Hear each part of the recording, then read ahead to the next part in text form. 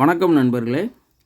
இன்றைக்கி ஒரு யூபிஎஸ் பேட்டரிக்கு எப்படி நம்ம டிஸ்டில் வாட்டர் எந்த அளவு ஊற்றுறது எப்படின்னு இந்த டீட்டெயில்ஸ்லாம் இந்த வீடியோவில் சொல்கிறேன். இது புதுசாக இருக்கவங்களுக்கு இந்த வீடியோ கண்டிப்பாக உதவும். ஃபஸ்ட்டு இந்த பேட்டரியில் பார்த்திங்கன்னா இந்த லெவல் மீட்டர் இருக்குது பார்த்திங்களா, இதில் சிகப்பு கோட்டுருக்கு. நீங்கள் பார்த்தீங்கன்னா தெரியும், மேலே பார்த்திங்கன்னா ஒரு பச்சை கோடு இருக்கும் பாருங்கள். அந்த பச்சை கலர் கோடுக்கிட்ட வந்தோன்னா நம்ம தண்ணி ஊற்றக்கூடாது, நிப்பாட்டிடணும். இந்த சிவப்பு கலர் கோடு இந்த அளவுக்கு இருக்கும்போது நம்ம தண்ணி ஊற்றணும். எப்போயுமே அந்த பச்சை கலருக்கு மேலே ஃபுல்லாக ஊற்றக்கூடாது. ஊற்றினோம்னா தண்ணி அப்படியே பேட்டரியில் வெளியே லீக் ஆகிரும். ஃபஸ்ட்டு உங்களுக்கு ஒரு செல்லில் மட்டும் நான் டிஸ்டில் வாட்டரை ஊற்றி உங்களுக்கு காட்டுறேன். இப்போ எப்போயுமே டிஸ்டில் வாட்டர் ஊற்றுற கேன் கொஞ்சம் டிஸ்டில் வாட்டர் கம்மியாக வச்சுக்கணும்.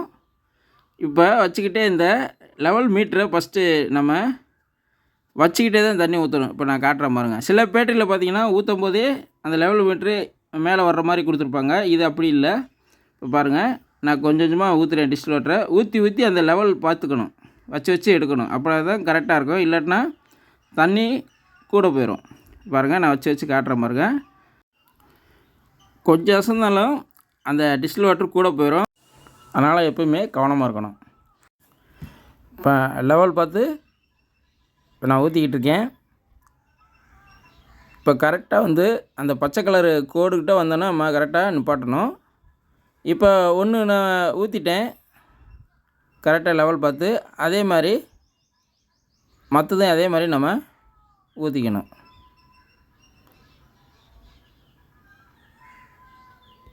இப்போ இதை ஏன் நான் திரும்ப சொல்கிறேன்னா, நம்ம இந்த டிஸ்டில் வாட்டர் லெவல் நம்ம கூட போயிடுச்சுனாவே உள்ளே இருக்க ஆசிட் நம்ம வெளியே லீக் ஆகிரும். இப்போ நான் உங்களுக்கு ஃபுல்லு 1 லிட்ரு டிஸ்டில் வாட்டர் காட்டுறேன். இதை நம்ம அப்படியே ஊற்ற முடியாது. ஒன்று சின்ன புனல் வச்சுக்கலாம், இல்லாட்டினா இப்போ நான் உங்களுக்கு காட்டுறேன் பாருங்கள். இது மாதிரி 2 கேனில் பாதி ஊற்றி வச்சுக்கணும். ஊற்றி வச்சுக்கிட்டோம்னா நம்ம ஊற்றுறதுக்கு வசதியாக இருக்கும். ரெண்டாவது பார்த்திங்கன்னா, இன்னொன்று உங்களுக்கு மெயினாக ஒன்று சொல்லணும். இந்த பேட்டரியை பொறுத்தளவுக்கு நம்ம டிஸ்டில் வாட்டர் மட்டும்தான் ஊற்றணும். மற்றபடி ஆசிட் ஊற்றக்கூடாது. மற்றபடி வேறு எந்த நல்ல தண்ணியோ இல்லை மினரல் வாட்டரோ இந்த மாதிரி ஊற்றுறேன்னு சொல்லி ஊற்றக்கூடாது. டிஸ்டில் வாட்டர் மட்டும்தான் ஊற்றணும்.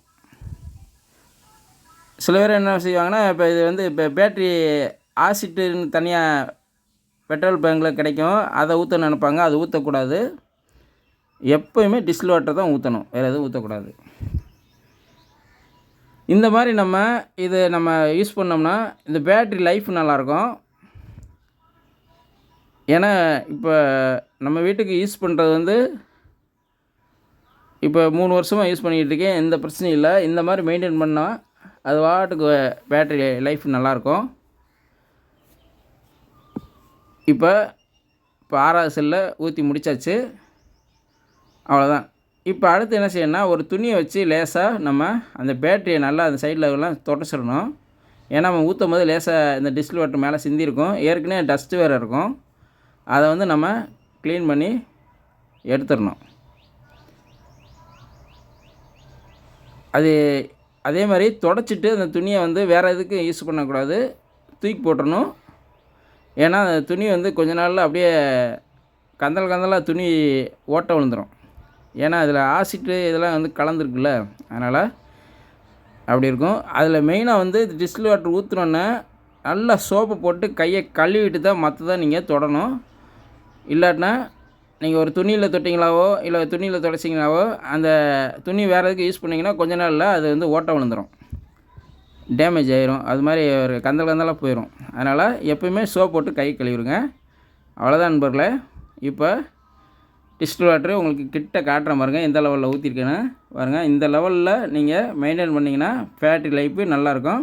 ஃபுல்லாக ஊற்றுறேன்னு ஃபுல்லாக ஊற்ற வேணாம், என்னோடய அனுபவத்தில் சொல்கிறேன்.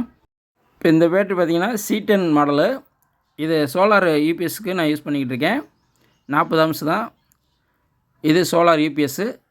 அவ்வளோதான் நண்பர்களே. இந்த வீடியோ பிடிச்சிருந்தால் லைக் பண்ணுங்கள். மீண்டும் அடுத்த வீடியோவில் சந்திப்போம். நன்றி, வணக்கம்.